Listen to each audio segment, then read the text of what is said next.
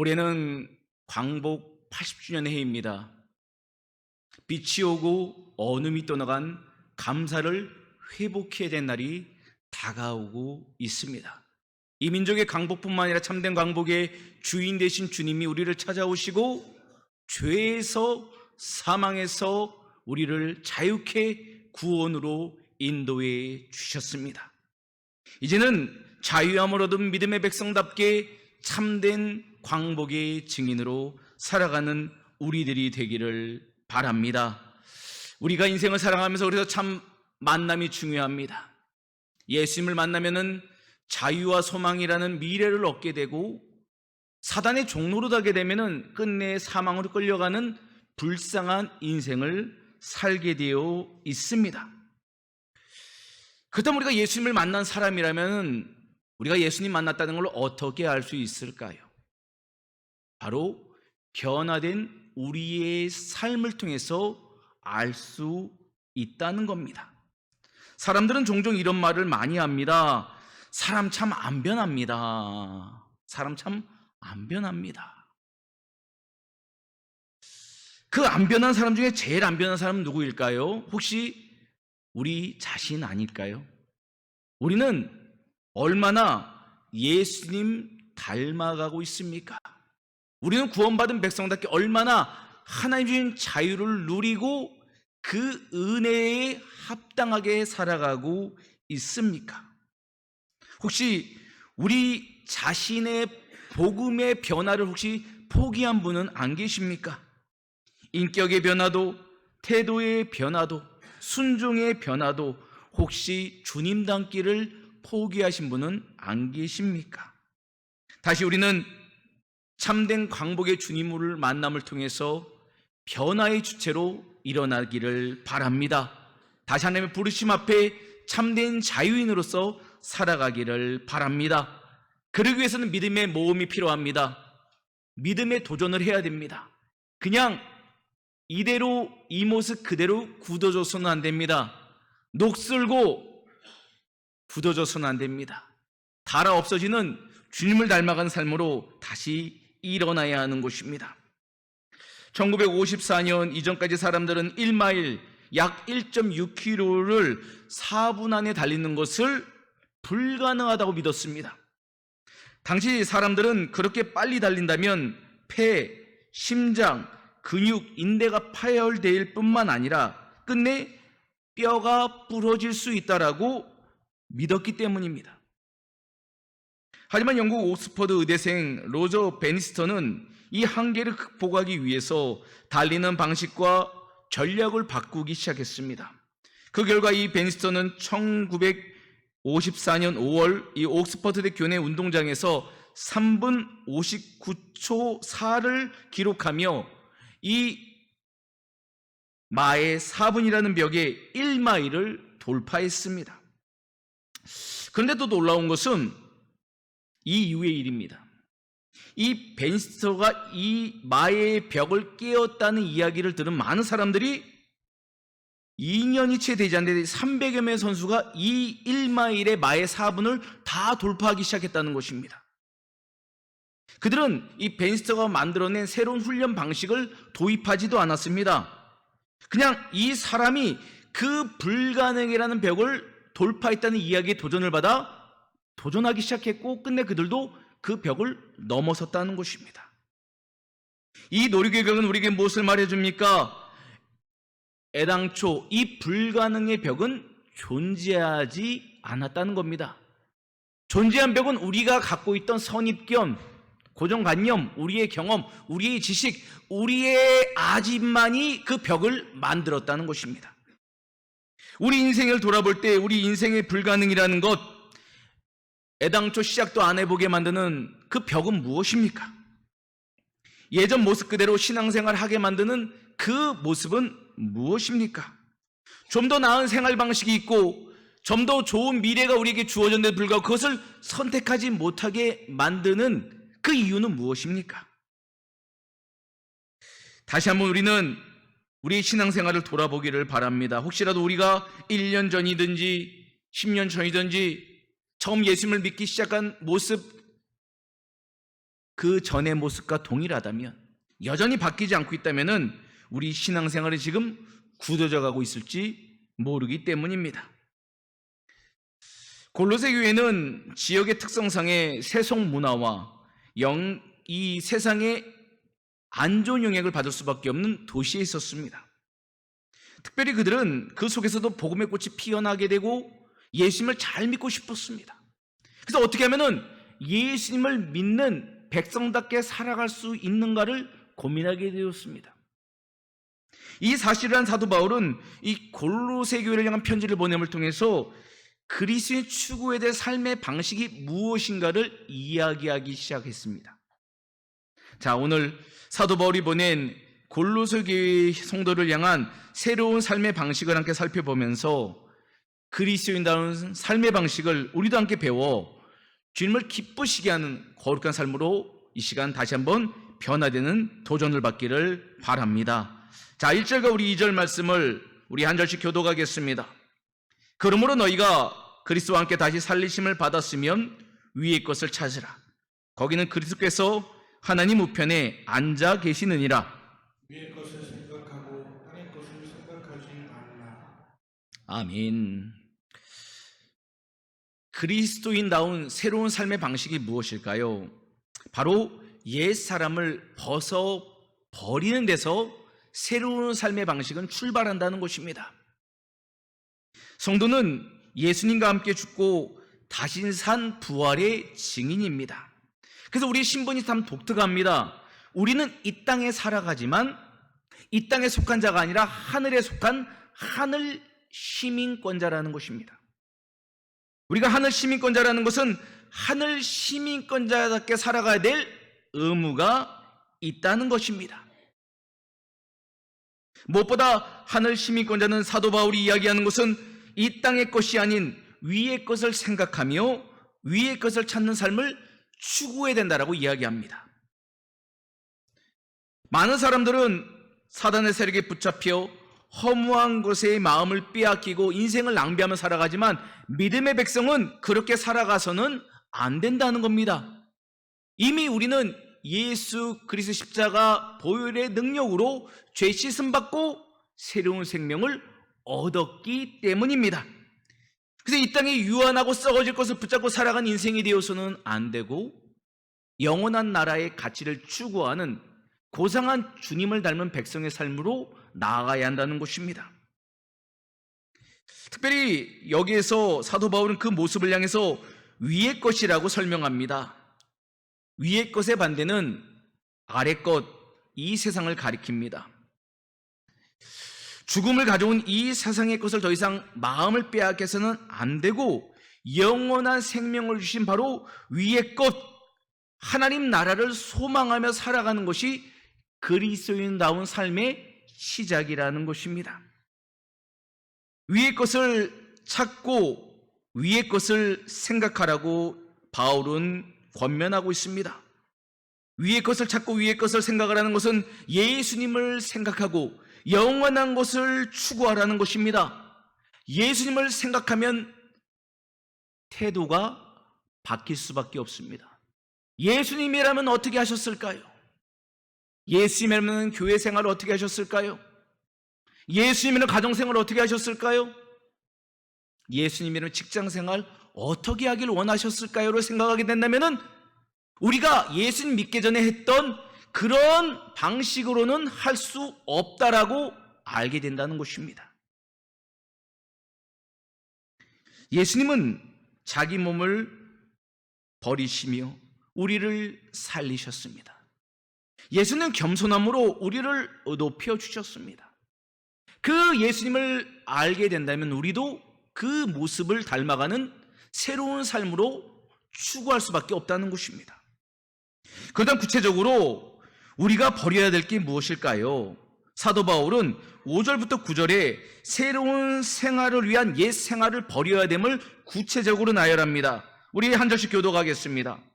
그러므로 땅에 있는 지체를 죽이라. 곧 음란과 부정과 사욕과 악한 정욕과 탐심이니 탐심은 우상 숭배니라. 이것들로 말미암아 하나님의 진노가 임하느니라. 너희도 전에 그 가운데 살 때에는 그 가운데서 행하였으나 이제는 너희가 이 모든 것을 벗어버리라. 곧 분함과 오염과 악의와 비방과 너희 입에 부끄러운 말이라. 함께 봤습니다. 너희가 서로 거짓말을 하지 말라. 옛 사랑과 그 행위를 벗어버리고. 아멘.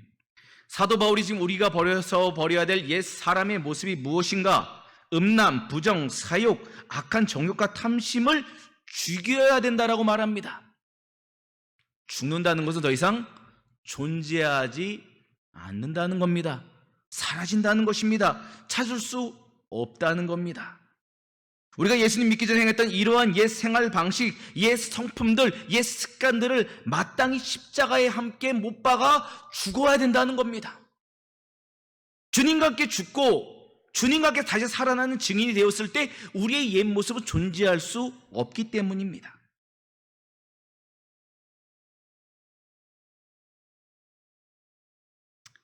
사랑하는 성도 여러분, 우리를 지금 주장하는 것이 무엇입니까? 혹시 사도 바울의 겉면처럼 버려야 될 것이 우리를 주장하고 있습니까? 아니면은 예수님의 마음이, 예수님의 생각이 우리를 주장하고 있습니까? 이 땅, 예수님 믿기 전의 생활 방식은 우리 믿음의 백성들에게 어울리지 않는 옷입니다.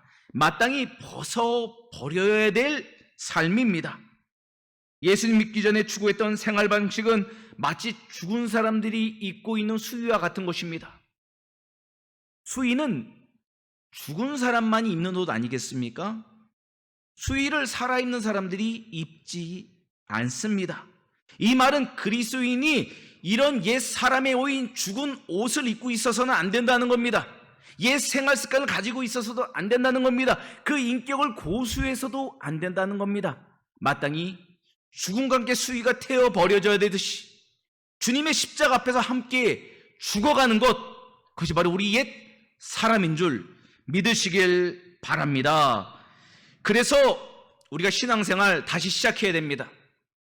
주님을 생각하고 주님을 닮아가야 됩니다. 그 시작이 무엇이겠습니까? 그 시작은 바로 버리는 데서 시작하는 것입니다. 버려야 됩니다. 버려야 주님의 은혜를 담을 수 있습니다. 내가 고집하고 내가 추구했던 모든 옛 사람, 옛 옷, 옛 습관을 벗어버릴 때 주님의 복음의 말씀을 듣게 되고 그 마음을 알게 되고 그 마음으로 변화받을 수 있게 되는 것입니다. 무엇보다 주님이 주실 복을 누리려면 우리가 추구했던 복의 근원의 대상을 바꿔야 됩니다. 우리는 무엇을 받고 싶습니까? 하나님은 너희는 먼저 그의 나라와 그의 의를 구하라 말씀하셨습니다. 우리 삶의 우선순위가 주님으로 바뀌어질 때 우리가 원하는 삶의 복을 주시겠다라고 약속하셨습니다. 그러므로 우리에게 먼저 필요한 것은 우리가 추구했던 옛 자아, 옛 습관, 옛 사람의 모습인 것입니다.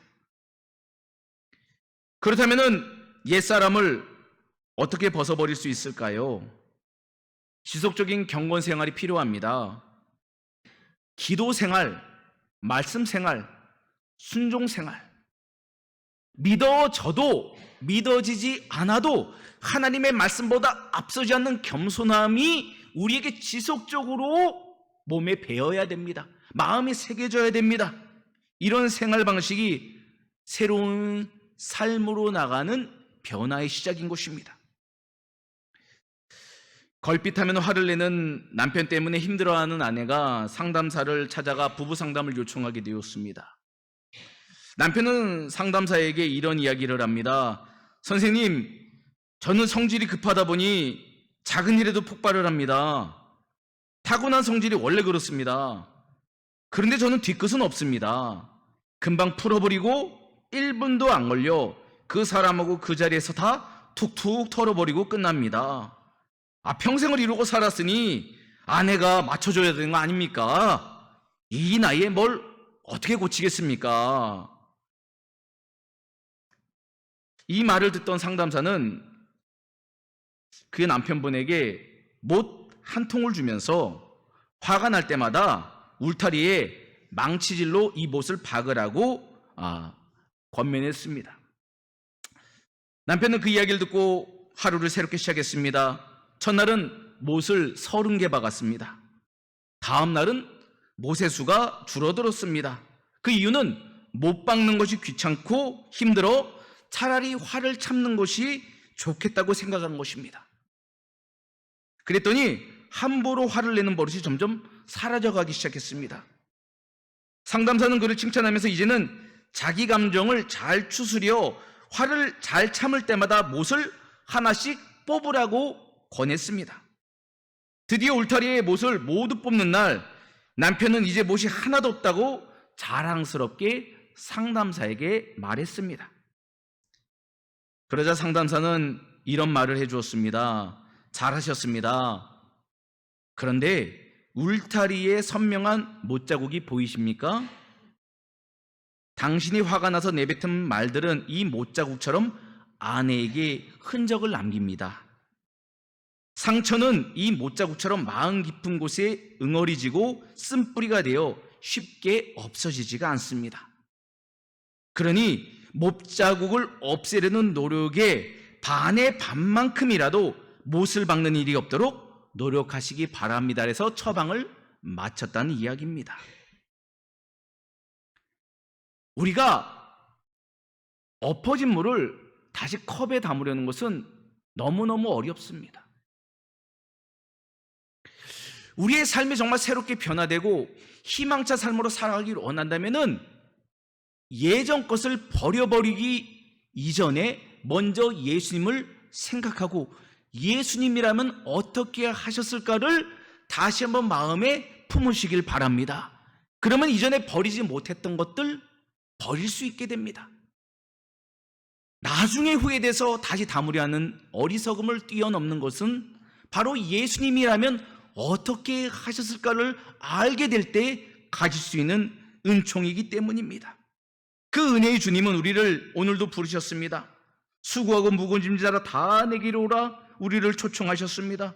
그래서 우리 인생의 짐을 이제 가볍게 벗기기를 원하셨다는 겁니다. 그렇다면 오늘 우리의 상담자 되신 주님이 우리에게 말씀하실 때 우리는 그 권면을 지금 어떻게 듣기를 원합니까? 정말 이제는 오늘부터 옛 사람을 벗어버리겠다 지금 결단하고 계십니까? 마음을 먹고 계십니까? 아니면 혹시 이 시간 말씀은 듣긴 들은데 다음부터요? 우리 남편부터요? 우리 아내부터 바뀌면요? 우리 성도님이 먼저 바뀌면요? 우리 목사님이 바뀌면요? 혹시 이렇게 생각하면서 삶의 변화를 늦추고 싶으신 분은 안 계십니까? 우리 옛사람이 좋아했던 것들을 아무리 붙들고 있어도 신앙생활에는 도움이 되지 않습니다. 그런 모습으로는 주님을 따를 수도 없고 닮아갈 수도 없고 능력도 나타날 수도 없습니다.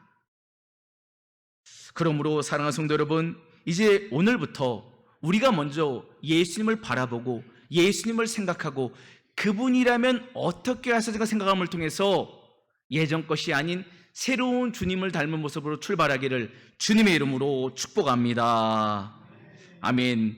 우리 10절 말씀 우리 다 같이 함께 보겠습니다. 10절 말씀입니다. 시작. 새 사람을 입었으니 이는 자기를 창조하신 이의 형상을 따라 지식에까지 새롭게 하심을 입은 자니라. 아멘. 자, 우리가 이제 벗었습니다.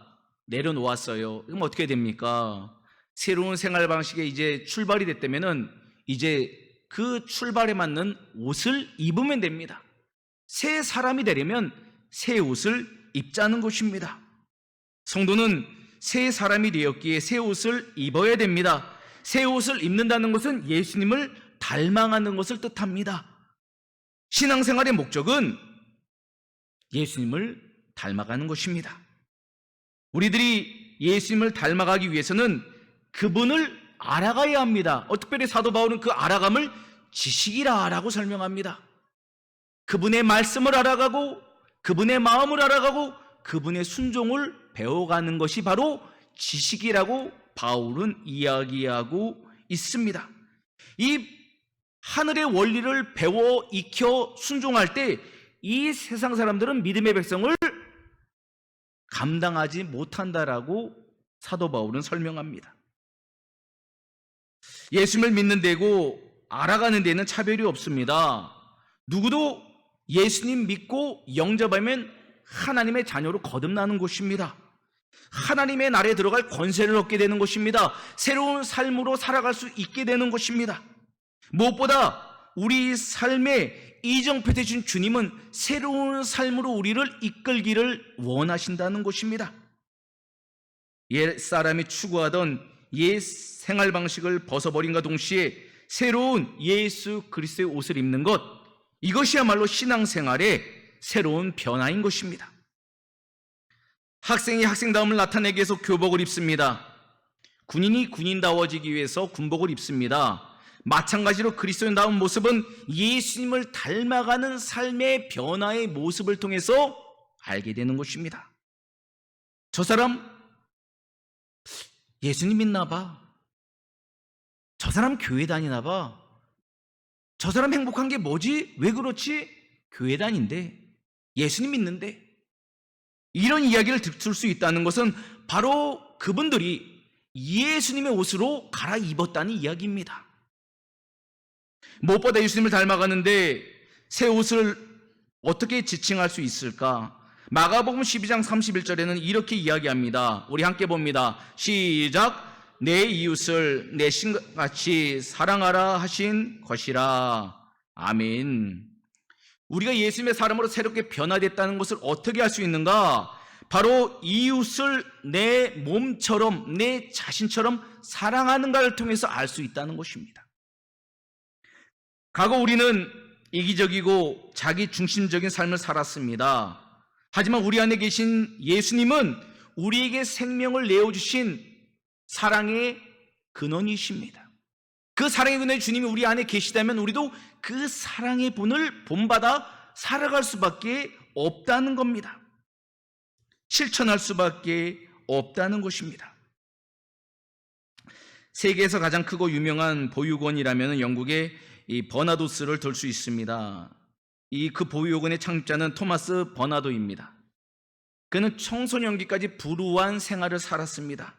가난했습니다. 어려웠습니다. 그때 그가 예수님의 사랑을 알게 된 후 변화되어서 그는 새로운 삶으로 살아가게 됐고 성공하게 되었습니다. 그는 성공한 삶을 자기를 위해 쓰지 않았습니다. 빈민가에 자기처럼 어려운 아이들에게 관심을 기울이고 그 일을 위하여 보육원을 시작하기 시작했습니다. 빈민가 아이들에게 자기 집을 제공했고 학교에 봉사단체를 설립하여서 그들을 돕는 데 일평생을 헌신했습니다. 예수님 믿기 전의 삶과 믿은 후의 삶이 동일하다는 것은 거짓말입니다. 예수님 믿기 전에 나 중심의 삶이었다면 예수님 믿은 후에는 타인을 위한 삶으로 변화되는 것이 그리스도인다운 삶의 모습인 것입니다. 고린도후서 5장 17절 말씀을 우리 함께 보겠습니다. 시작. 그런즉 누구든지 그리스도 안에 있으면 새로운 피조물이라. 이전 것은 지나갔으니 보라 새 것이 되었도다. 아멘. 예수님 믿기 전과 믿은 후는 달라질 수밖에 없습니다.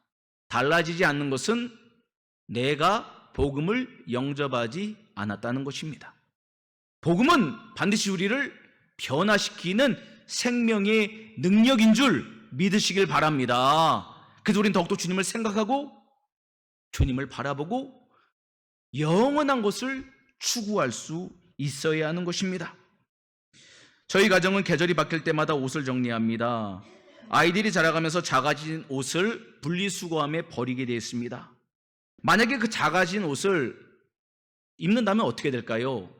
우습게 생각할 것입니다. 저 부모는 아이를 왜 저렇게 키우나라고 사람들에게 걱정거리가 될 것입니다. 우리가 옛 사람의 입을 수 없는 옷을 입고 계속 추구한다면 하나님의 근심거리밖에 안 됩니다. 하나님의 영광을 가릴 수밖에 없다는 것입니다. 우리는 새로운 삶의 옷, 그리스도로 갈아입어야 됩니다. 그리고 그분을 닮아가야 합니다. 운전을 할 때는 가끔 뒤를 돌아봅니다. 하지만 계속 뒤를 돌아보진 않습니다. 왜냐하면 앞이 더 운전에 중요하기 때문입니다. 운전을 할 때 잠깐 거울을 보면을 통해서 사방을 주시하는 것은 도움이 되지만 계속 주시하는 것은 매우 안타까운 상황을 초래할 수 있습니다. 우리가 뒤를 돌아보는 옛 생각, 옛 추억, 옛 아픔은 우리에게 도움이 되지 않습니다. 성경에 등장한 인물 가운데도 위의 것을 찾지 않고 이 땅의 것을 바라보던 사람이 불행한 결과를 맞이한 사람이 있습니다. 바로 롯의 아내입니다. 롯의 아내는 이 소돔과 고모라가 불과 유황으로 심판받는 것을 뻔히 보면서도 그 땅을 그리워하며 뒤를 돌아보다 소금기둥이 되었습니다. 왜 그녀는 뒤를 돌아봤을까요? 왜 과거에 집착했을까요? 그가 거기에서 누렸던 화려한 생활, 재산, 친구들, 여러 가지 이유가 있지 않았겠습니까? 놓기 싫었습니다. 발걸음을 뛸 수가 없었습니다. 그리고 뒤를 돌아본 그녀는 끝내 소금기둥이 되었습니다. 이것은 우리에게 무엇을 말해줍니까? 롯의 아내처럼 과거의 재미를 아직도 잊지 못하고 추구하는 분들 계십니까? 예수님 때문에 혹시라도 포기한 것인데 은근히 그것으로 돌아가고 싶은 분 계십니까? 예수님을 믿지만 아직도 단념하지 못하는 그런 생활 방식이 있으십니까? 롯의 아내는 우리에게 그것을 이야기하고 있는 것입니다. 다시 돌아가서는 안 된다는 겁니다. 다시 취해서도 안 된다는 겁니다. 사랑하는 성도 여러분, 마땅히 버릴 것은 버리시고 주님으로 오늘 새롭게 옷 갈아입으시기를 주님의 이름으로 축복합니다.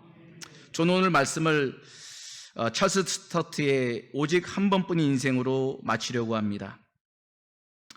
어느 날 2줄짜리 금언을 나 들었네. 종종 걸음으로 삶의 길을 가던 날 내 가슴에 확신을 심어준 그 말, 영영 내 마음을 떠나지 않네. 오직 한 번뿐인 인생 속히 지나가리라. 오직 그리스도를 위한 일만이 영원하리라. 오직 한 번뿐인 인생, 단 한 번뿐인 인생, 흐르는 그 시간도 머지않아 멈추겠지. 이내 주님 만날 그날이 오고 나는 그분의 심판의 보좌 앞에 서겠지. 오직 한 번뿐인 인생 속히 지나가리라. 오직 그리스도를 위한 일만이 영원하리라. 오직 한 번뿐인 인생, 세미한 음성은 속삭이네. 더 나은 선택을 하라. 이기적인 목표를 내려놓으라. 하나님의 뜻만을 쫓으라. 오직 한 번뿐인 인생 속히 지나가리라. 오직 그리스도를 위한 일만이 영원하리라.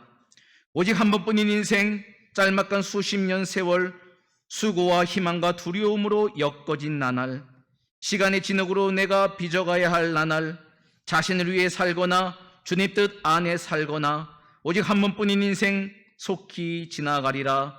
오직 그리스도를 위한 일만이 영원하리라. 이 화려한 세상이 쓰리게 나를 유혹할 때, 사탄이 싸움에서 나를 누르려 할 때, 못난 자가 사욕을 채우려 할 때, 주님이여 도우사 기꺼이 말하게 하소서. 오직 한 번뿐인 인생 속히 지나가리라. 오직 그리스도를 위한 일만이 영원하리라.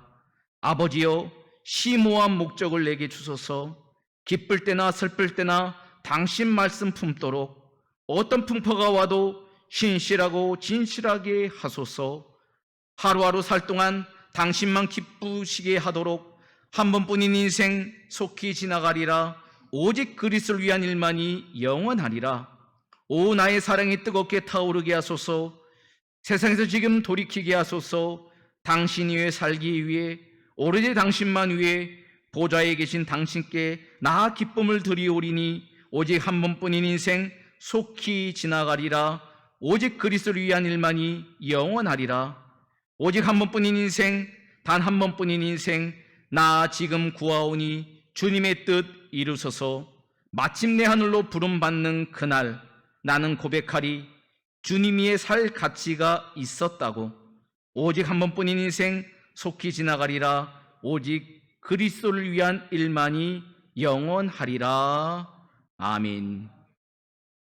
한 번뿐인 우리의 인생, 이 땅의 것을 생각하지 말고 위의 것을 생각하고 위의 것을 찾는 우리들이 되어 다 천국에서 만나기를 주님의 이름으로 축원합니다.